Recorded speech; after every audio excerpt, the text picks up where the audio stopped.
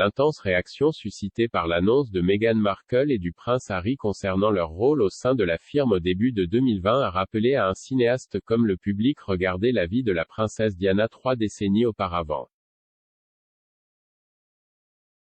Meghan et le prince Harry ont envoyé des ondes de choc à travers la famille royale et la Grande-Bretagne en janvier 2020 lorsqu'ils ont annoncé leur intention de se retirer en tant que membres actifs à plein temps de la société.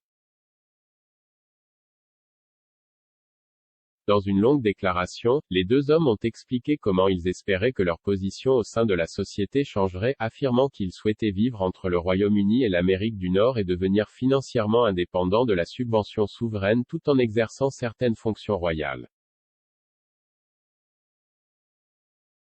Le duc de Sussex s'est assis quelques jours plus tard avec le prince Charles, le prince William et la reine lors d'un sommet à Sandringham pour débattre de ses conditions de sortie et de celles de la duchesse du cabinet. Meghan et Harry ont finalement quitté le cabinet au printemps 2020 après avoir accepté leur déménagement à l'étranger et l'indépendance financière les empêcherait d'exercer leurs fonctions royales et d'utiliser leur titre de RHS.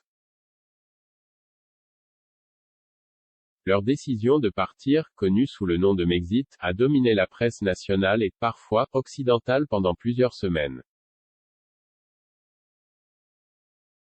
Cette énorme attention sur les Sussex a rappelé à Ed Perkins, le cinéaste à l'origine du dernier documentaire sur la princesse Diana, l'examen minutieux subi par feu la princesse de Galles il y a 3 décennies. Monsieur Perkins, directeur de The Princess de HBO, a déclaré au magazine People, pendant environ 1 mois ou 2, il semblait que Harry et Meghan étaient la seule chose dont les gens parlaient. Très peu de gens étaient apathiques et cela m'a rappelé la réponse que je voyais dans les archives de 25-30 ans auparavant, où, pendant toute la vie publique de Diana, nous disséquions tout. Les gens avaient de fortes opinions polarisées tout au long de sa vie et après sa mort, et il était intéressant qu'il y ait eu une sorte de conversation nationale similaire 25 ans plus tard. Avec la princesse, Monsieur Perkins a rassemblé des heures de film pour raconter la vie de Diana aux yeux du public, sa relation complexe avec les médias et a donné un aperçu unique de sa relation avec le prince Charles. Le prince Harry a également déclaré avoir vu des similitudes entre la vie de sa mère aux yeux du public et la sienne. Parlant de la décision de prendre du recul en tant que membre de la famille royale travaillant avec Meghan, le duc a déclaré à Oprah Winfrey au début de 2021, « Ma plus grande préoccupation était que l'histoire se répète et je l'ai déjà dit à de nombreuses reprises, très publiquement. Et ce que je voyais, c'était l'histoire se répéter. Mais plus, peut-être. Ou certainement beaucoup plus dangereux parce qu'alors vous ajoutez la race et vous ajoutez les médias sociaux. Et quand je parle de l'histoire qui se répète, je parle de ma mère. » Interrogé sur ce que Diana aurait pensé de leur décision de quitter le cabinet, Harry a également déclaré, « J'ai certainement ressenti sa présence tout au long de ce processus. Et, vous savez, pour moi, je suis juste vraiment soulagé et heureux d'être assis ici à vous parler avec ma femme à mes côtés. Parce que je ne peux pas commencer à imaginer ce que ça a dû être pour elle de traverser ce processus toute seule il y a toutes ces années, parce que ça a été incroyablement difficile pour nous deux, mais au moins nous nous étions rencontrés. » Depuis le Mexit, le duc et la duchesse de Sussex vivent en Californie avec leur fils Archie Harrison.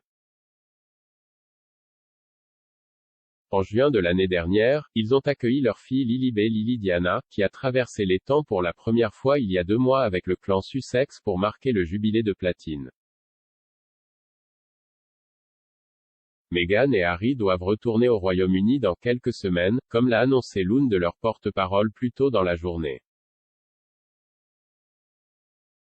Ils ont déclaré, le prince Harry et Meghan, le duc et la duchesse de Sussex sont ravis de rendre visite à plusieurs organisations caritatives qui leur tiennent à cœur début septembre.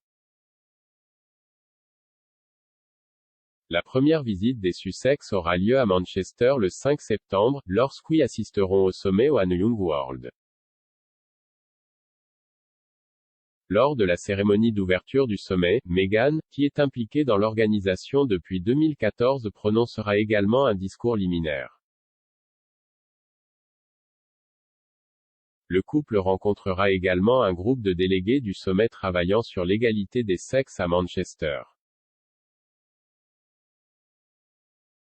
Le 8 septembre, Meghan et Harry se rendront ensemble au Well Child Awards, la célébration annuelle d'enfants et de jeunes malades exceptionnels dirigée par l'association caritative dont Harry est le parrain depuis 2007. Entre ces deux événements, Meghan et Harry se rendront en Allemagne pour assister à l'Invictus Düsseldorf 2023 One Year to Go, marquant le début du compte à rebours de 12 mois jusqu'aux prochains Jeux Invictus qui se dérouleront dans la ville.